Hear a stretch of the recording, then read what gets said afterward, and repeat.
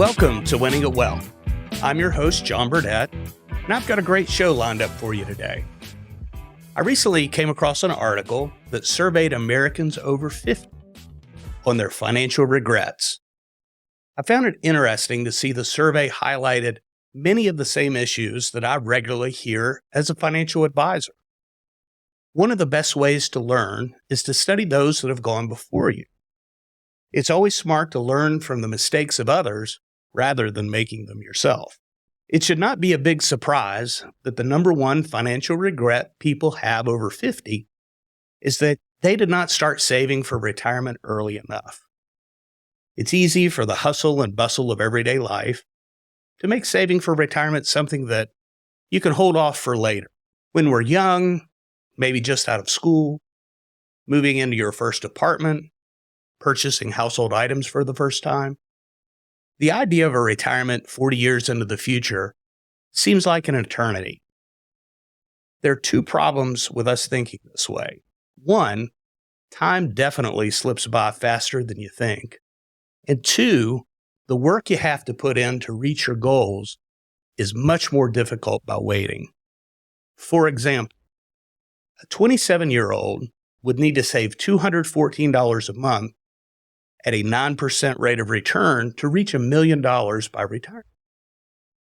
By waiting just 10 years, a 37-year-old would have to save $541 a month to reach the $1 million retirement goal.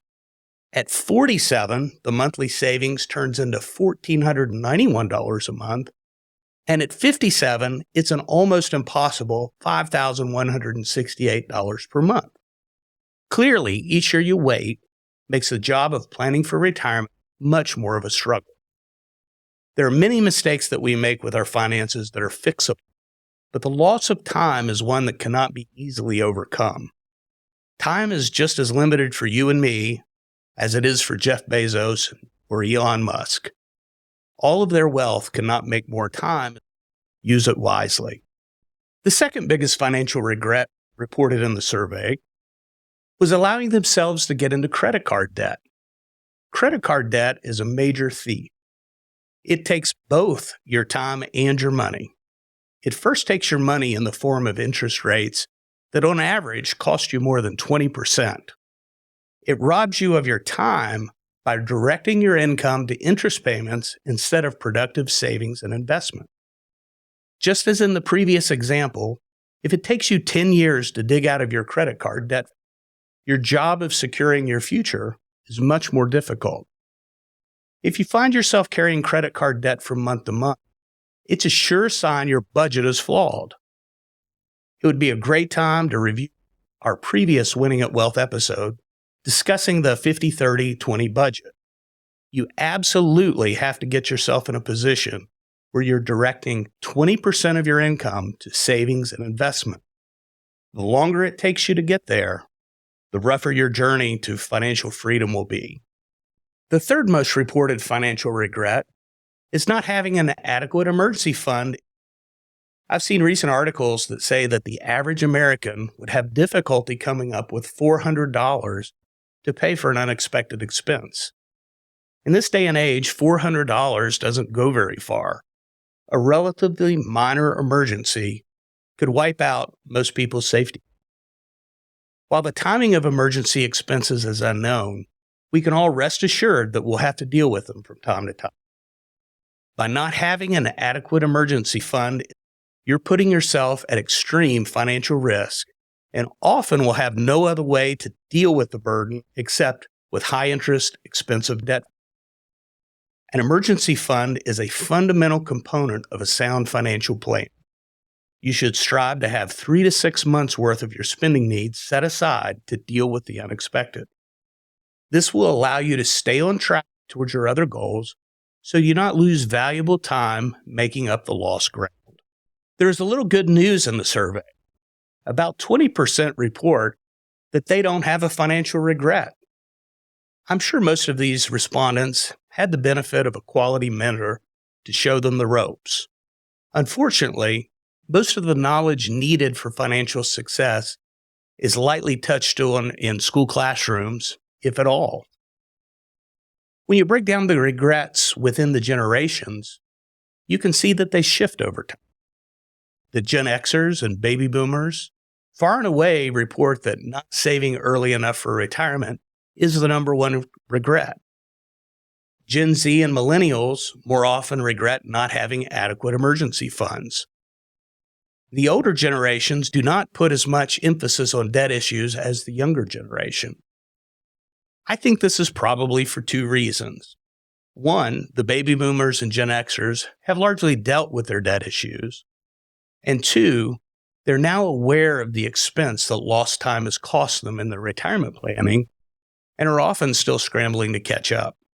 The younger generations are still largely dealing with debt and savings issues rather than focusing on long-term needs like retirement planning. Again, retirement seems like a galaxy far, far away when you're 25. I can assure you it will be playing in a theater near you before you know it. These financial regrets outlined are so common that they should not come as a surprise to anyone. They are relatively easy to avoid if you have a good grasp to the 5 steps of winning it.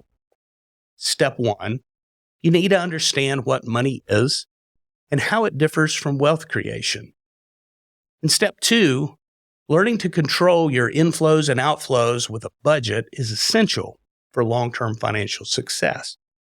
You have to learn to control your money and tell it exactly what to do. I'm a fan of the 50-30-20 budget system we've discussed on previous episodes.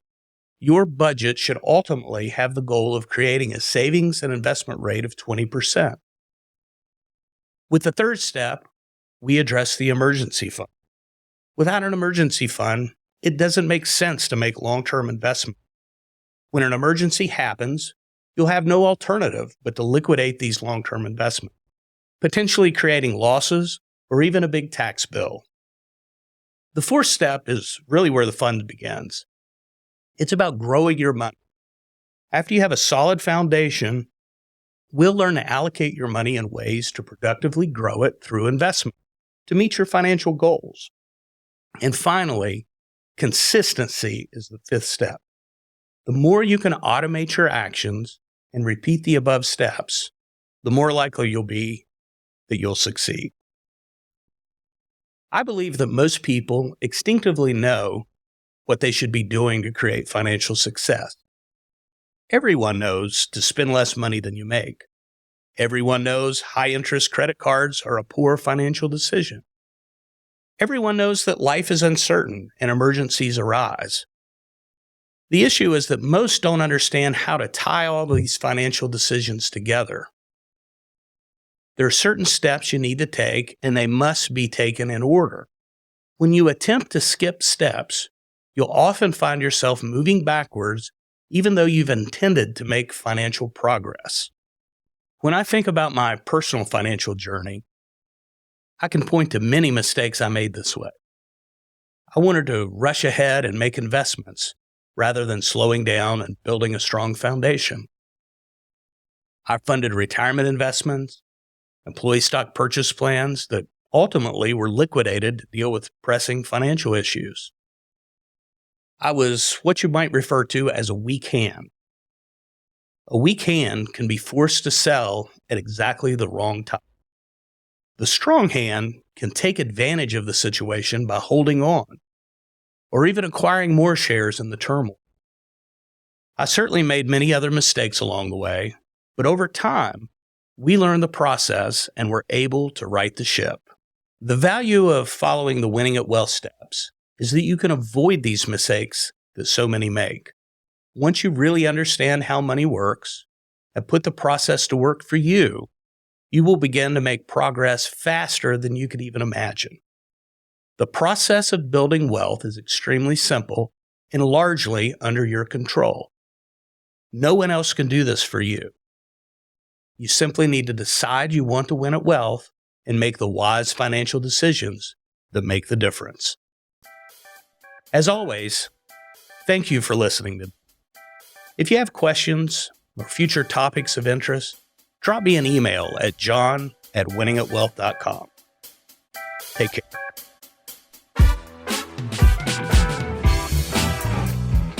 Thanks for listening to the Winning at Wealth podcast today.